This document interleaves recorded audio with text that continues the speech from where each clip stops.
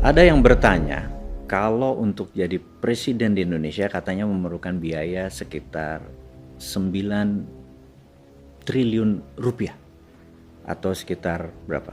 1 billion dolar, nggak nyampe kali ya. 9 triliun rupiah itu dianggap adalah ongkos demokrasi termurah sedunia. Jadi jika seseorang memiliki 9 triliun, maka peluang dia untuk menjadi presiden atau pemimpin di Indonesia itu besar gitu. Nah, dan pada saat dia menjadi presiden, dia ngapain? Itu yang jadi kunci.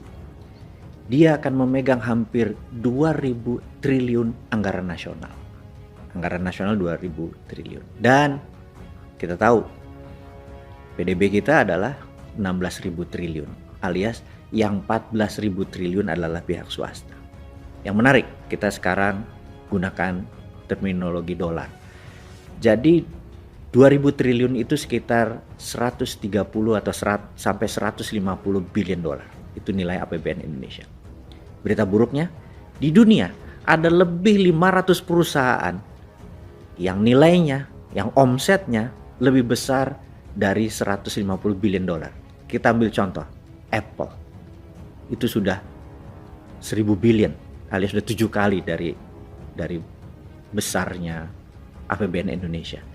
Dan untuk menjadi pemimpin Apple tidak harus masuk gorong-gorong. Itu sederhananya ya, ngapunten ya. Ini hanya kiasan loh, contoh. Tidak harus mempermalukan dirinya untuk tidak jadi dirinya gitu ya. Dan untuk itu sulit seorang bosman ini mencalonkan diri menjadi presiden, karena para kandidat-kandidat yang lain itu humble orangnya, rendah hati. Bosman itu nggak bisa rendah hati. Contoh rendah hati ini, kalau kandidat yang lain ya ketemu 10 warga Indonesia yang tidak pakai sepatu, maka kemungkinan besar atau mungkin malah secara natural mereka akan mencopot sepatu tersebut supaya menjadi satu rata, menjadi sejajar dengan warganya. Gak mungkin kan bosman jadi memperlakukan seperti itu. Bosman apa yang dilakukan? Kalau ada 10 warga nggak pakai sepatu, dia nggak bakal copot sepatunya. Yang pasti adalah gue beliin itu semua orang sepatu biar sama pakai sepatu. Itu aja bedanya. Jadi kita tuh gak humble, paham ya? Nah, karena itu kan sulit kan bosman jadi presiden. Lalu siapa yang punya duit 9 triliun, 10 triliun itu? Ya oligarki. Jadi gak heran di demokrasi yang belum dewasa, rakyatnya bisa dibeli, maka oligarki itu bisa membayar kandidat-kandidat untuk lolos menjadi pemimpin Indonesia, untuk mengelola yang 2.000 triliun tersebut, dan untuk membuat kebijakan yang 14.000 triliun tersebut supaya beredar di kalangan oligarki doang. Kira-kira ya, ini jahat ya gua ngomongnya ya. Tapi ini hanya untuk wake up call, untuk alarm doang untuk lu pada bangun semua gitu ya, berpikir ada benernya juga kali ini bosman ngomong kayak gitu. Lalu siapa yang punya 9 billion itu yang tidak oligarki? Ya hanya bosman juga, tapi itu nanti ya rahasianya ya. Gue kayaknya harus manggil dulu bawa kendi muter-muter itu dulu supaya langit kasihan sama gue gitu ya. Jadi intinya adalah ada cara kedua nih. Cara kedua untuk menjadikan non-oligar menjadi pemimpin Indonesia. Itu rumusnya. Bagaimana caranya?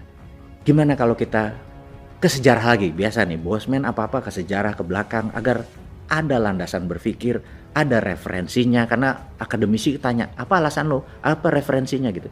Kita kasih bos, tenang bos.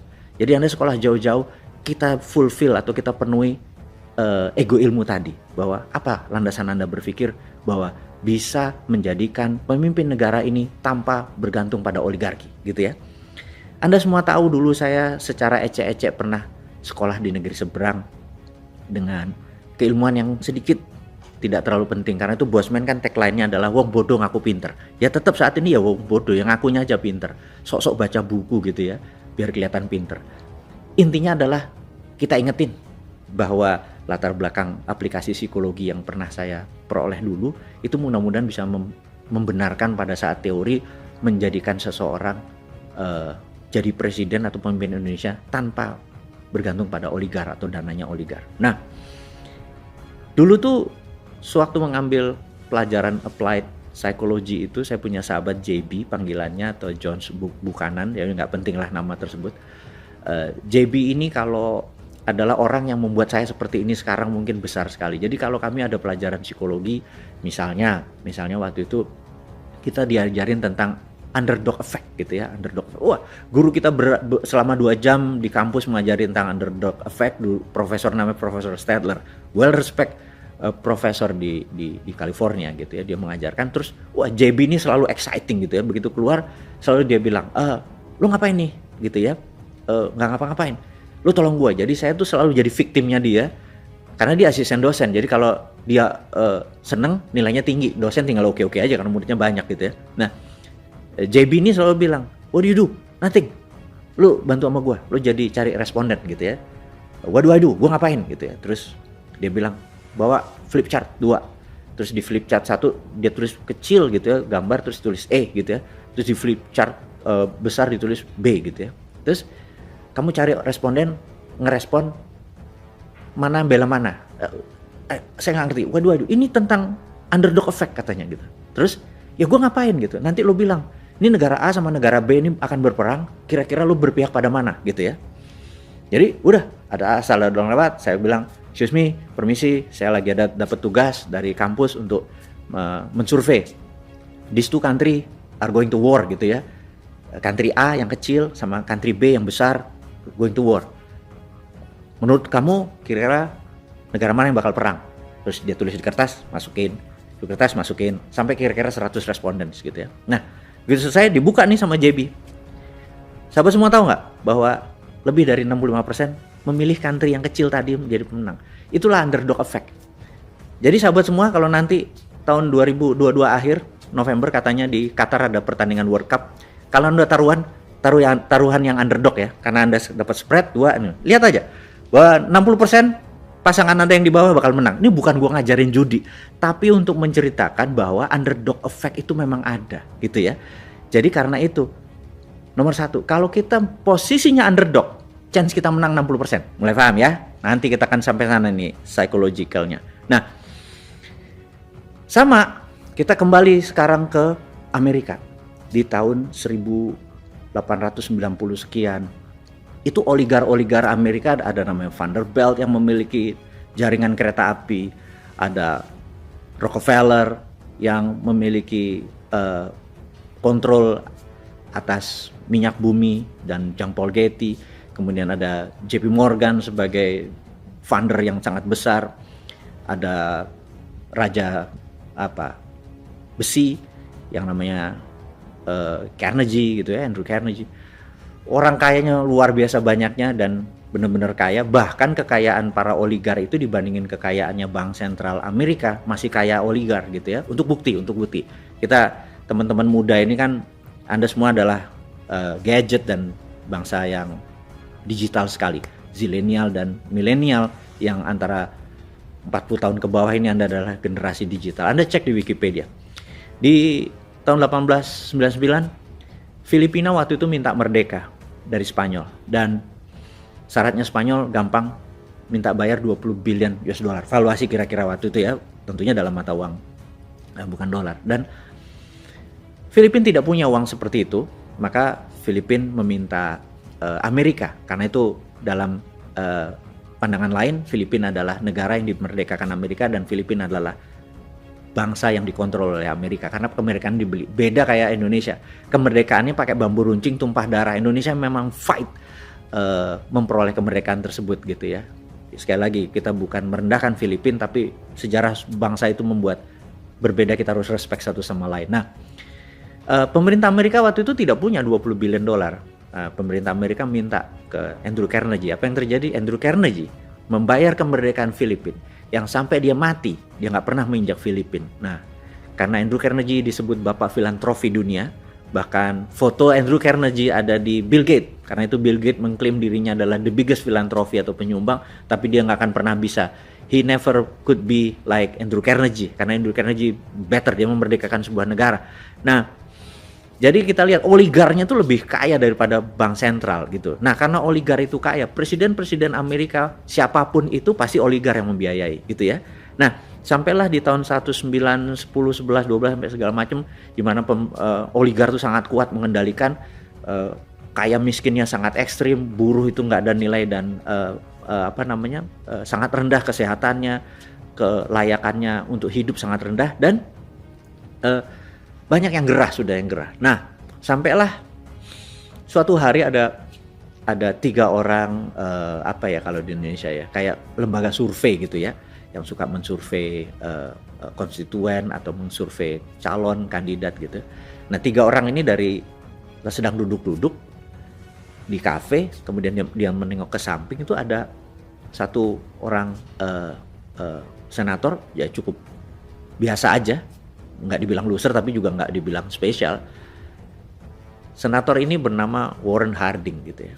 Nah, dia tinggi, besar, ganteng, dan dia lagi shoe shining, lagi nyemir sepatu, kan dulu duduk itu ada yang nyemir. Terus mereka bertiga ngeliat, wih, ini orang keren juga, boleh juga nih kita jadiin presiden gitu ya. Itu kata 3 orang itu.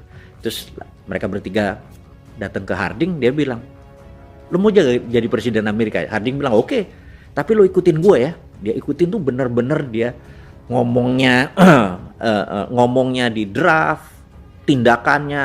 Dan kebetulan Warren Harding ini tinggi gitu ya, 6 feet something gitu, 180 hampir 190.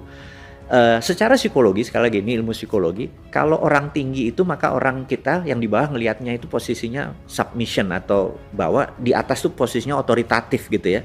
Jadi karena dia tinggi, ngelihat orang tuh otoritatif, jadi kelihatannya keren gitu ya. Jadi mengerti kenapa orang tinggi terkadang mempunyai nilai lebih gitu ya. Nah, Warren Harding ini tidak pinter-pinter banget, tapi di semua perkataannya, tindakannya di drill oleh 3 orang ini.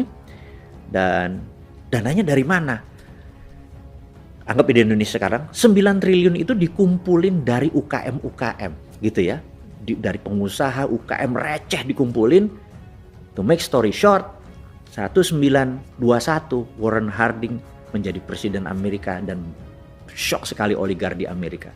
Dia nggak berumur panjang, hanya 2 tahun dia di Gedung Putih, dan dia bisa dikatakan presiden terkorup karena banyak sekali oligar-oligar membayarin dia, dan dia terima.